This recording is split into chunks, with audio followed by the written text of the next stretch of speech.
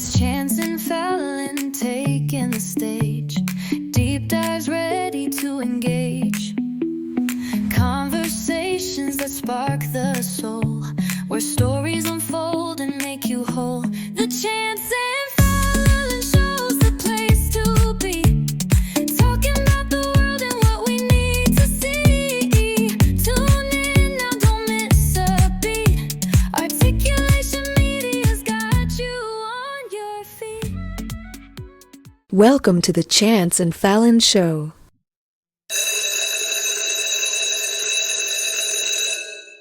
You know, sometimes you get a message that just really stops you in your tracks, not just like a casual request, but a genuine plea, someone asking you to help save their life. And that's exactly what happened recently. We received a direct message from a man named Philip Marley. He included his birthday, November 1st, 1963, and he's reaching out looking for a kidney donor. He even gave specific instructions for anyone considering it. Contact the University of Illinois Chicago Transplant Center. That number is 312-996-6771. And he said to give his info so his insurance covers the tests. My first reaction was just, wow. I mean, how do you even process a request like that? What does it really involve? Yeah, it's profound. And that's exactly what we want to explore in this deep dive. We're going to unpack the whole world of kidney donation and transplantation. So moving beyond this one very personal, very urgent plea to understand the bigger picture, kidney health, what the donation process actually looks like, the resources out there, but all while keeping Phillip Marley's specific vital need right at the center of our minds.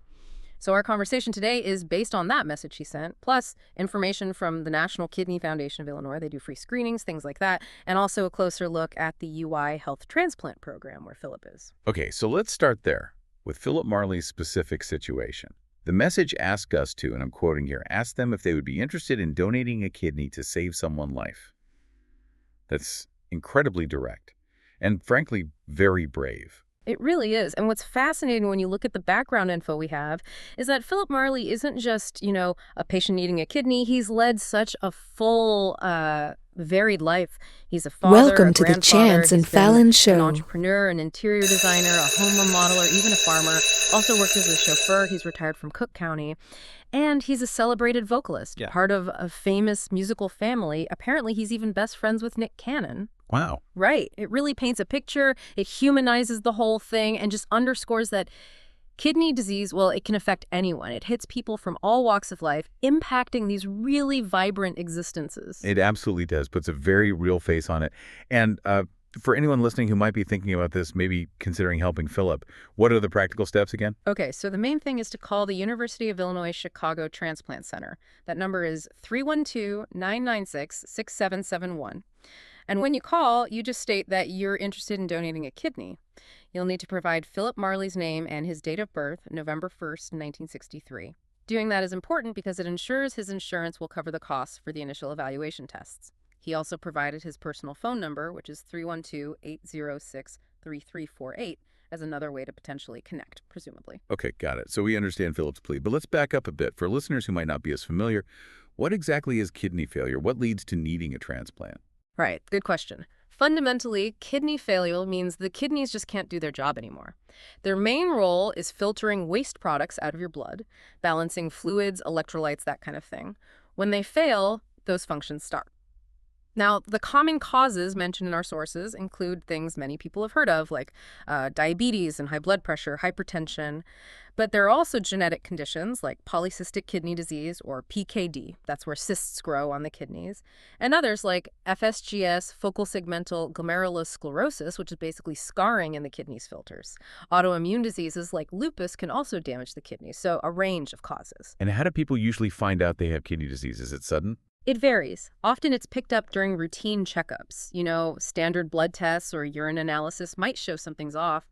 But sometimes it's more acute. Maybe someone has a stroke or another major health event, and the subsequent tests reveal advanced kidney disease they didn't know about. The hopeful part, though, is that if kidney failure can be predicted, sometimes doctors know it's coming down the line. There's something called a preemptive living donor transplant. Preemptive, meaning before dialysis. Exactly. Before the patient even needs to start dialysis treatments. And that's a really significant advantage.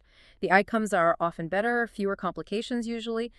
And just think about the quality of life avoiding dialysis altogether if possible. That's huge. Definitely. So Once someone's kidneys have failed, what are the main treatment options then? Well, the two primary paths are long-term dialysis or getting a kidney transplant. Dialysis, of course, it keeps you alive, it filters the blood artificially, but it's demanding. Usually several hours, multiple times a week, connected to a machine. A transplant, on the other hand, is described in our sources as a really effective treatment option. Now, it's not technically a cure because you need lifelong management, but it generally offers a much better quality of life. You're free from the dialysis routine. And interestingly, they usually don't remove the old kidneys. The new, healthy kidney is surgically placed elsewhere, typically in the lower abdomen. Huh. I didn't know that. And where did these new kidneys come from? Two main sources. A living donor, which is what Phillip Marley is hoping for. That could be a family member, a friend, or even an altruistic stranger. Or it can come from a deceased donor, someone who registered as an organ donor. Either way, it's crucial to understand that after the transplant, patients need to take daily medications. These are called immunosuppressants. They stop the body's immune system from attacking or rejecting the new kidney. And regular checkups with the healthcare team are essential, lifelong. Right, that makes sense. Okay, let's circle back to Philip's situation in UI Health. You mentioned it's a top program. What makes the University of Illinois Chicago's kidney transplant program so remarkable? Well, the details are pretty impressive. First off, it's one of the largest and most experienced kidney transplant programs right here in Chicago, and actually one of the oldest in the whole state of Illinois. It was established back in 1969 by a pioneer surgeon, Dr. Olga Jonassen. Wow, 1969. That's a long history. It is, and they're still a major player, one of the larger programs in the Midwest.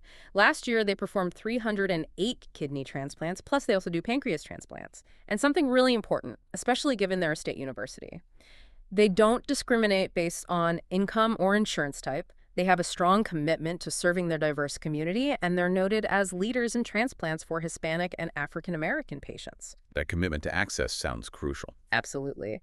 And beyond that, they have this unique expertise in handling cases that are often considered difficult, cases other centers might actually turn down. For instance, patients with a high body mass index or BMI, say 30 or above, even over 35. Some centers are hesitant because of perceived surgical risks, but UI Health, they've pioneered a robotic kidney transplant procedure. They've done over 450 of these robotic transplants, and their results for these patients are just as good as for patients with lower BMIs. Robotic kidney transplants. That's incredible. It really is. And another area is patients with calcified iliac arteries, basically hardened blood vessels where the new kidney needs to be connected. This makes the surgery extremely complex, very risky. Many centers won't do it. But UI Health has the vascular surgery expertise to handle it, sometimes doing both surgeries simultaneously to make the transplant safe. They actually get patients referred to them who've been turned down by major centers across the country for this reason. So they're really tackling the toughest challenges. Yeah. You also mentioned something about a kidney swap. How does that work? Ah, yes, the paired kidney exchange. It's a fantastic program. Let's say you want to donate a kidney to your loved one, but you're not a compatible blood type or tissue match. Instead of just hitting a dead end, the program finds another incompatible pair in the same situation. Maybe your blood type A kidney is perfect for their recipient, who has type A blood but whose donor is type B, and their type B donor's kidney is perfect for your recipient, who has type B blood. You essentially swap donors so both recipients get a compatible kidney. That's brilliant. It opens up so many more possibilities. Yeah, exactly. It dramatically increases the chances for people who have willing but incompatible donors. And just one more point on their expertise in 2023, UI Health was actually the largest program in the entire U.S. for simultaneous pancreas kidney transplants, SPK transplants. That really speaks volumes about their capabilities.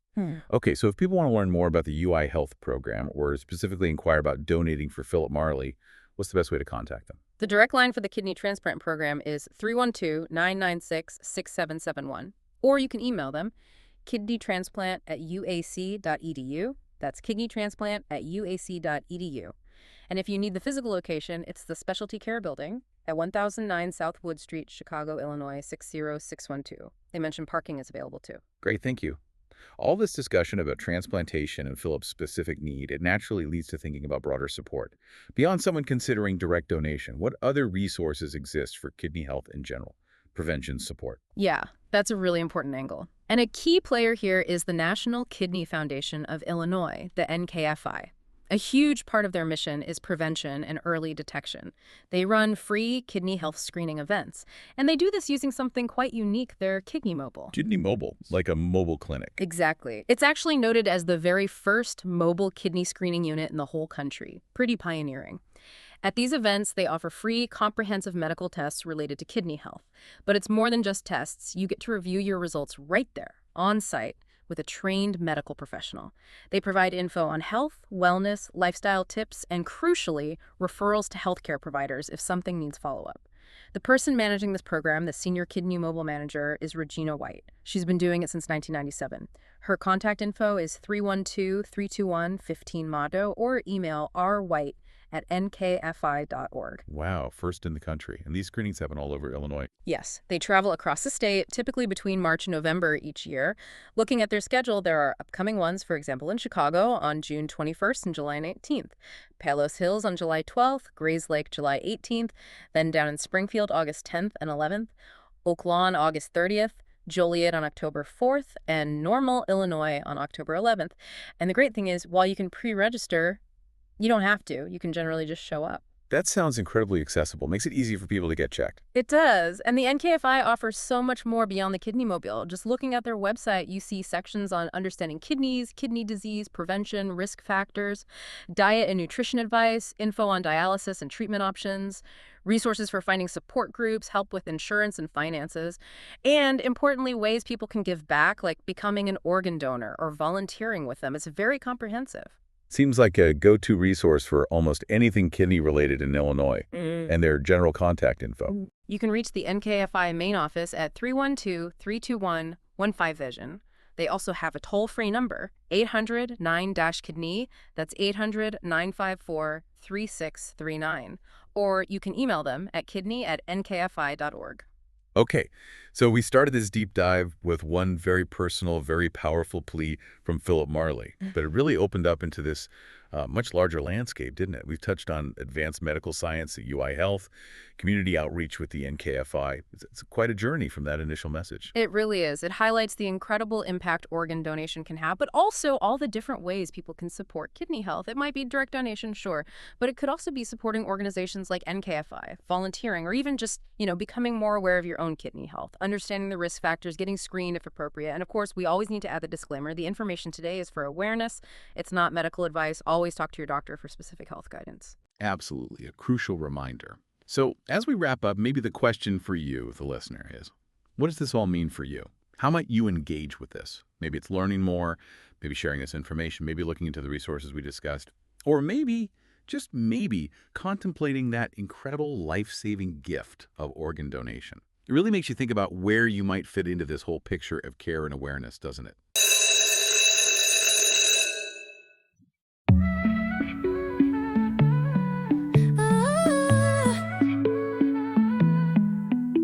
It's Chance and Fallon taking the stage. Deep dives ready to engage. Conversations that spark the soul. Where stories